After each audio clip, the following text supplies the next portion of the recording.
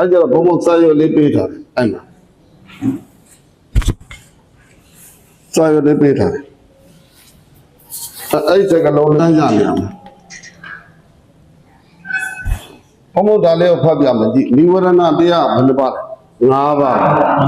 တစ်က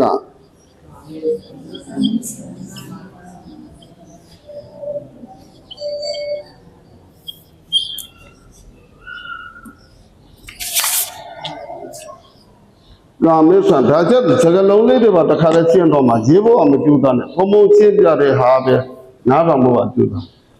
ပထမဦးဆုံးနိဝရဏဆိုတဲ့စကလုံးလေးဘုံဘုံရှင်းပြနိဝရဏဆိုတာကတားဆီးတာဟုတ်တယ်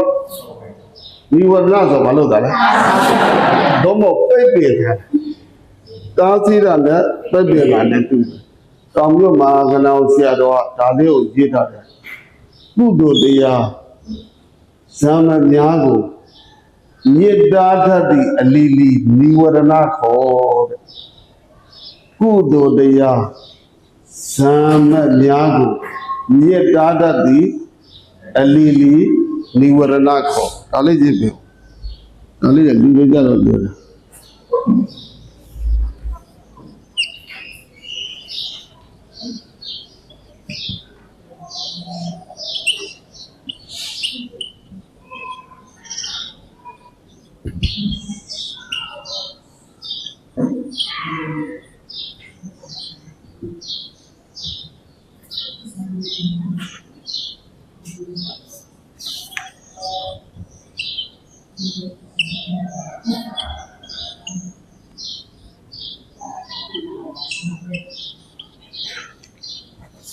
ဒါလေ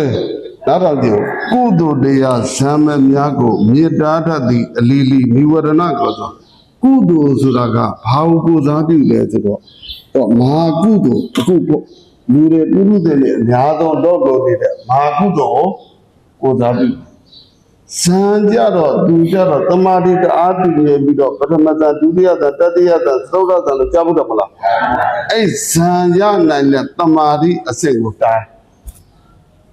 မဲ့ကြတော့သူကိလေသာကိုတတ်နိုင်တဲ့ဂုဏ်တတိရှိတာဟောဒါကြားဖို့ပြီးတော့သောတာပတ္တိနဲ့သက္ကာရကမိပဲအဲကျတော့နိဝရဏဆိုတာကတားမြစ်တတ်တာ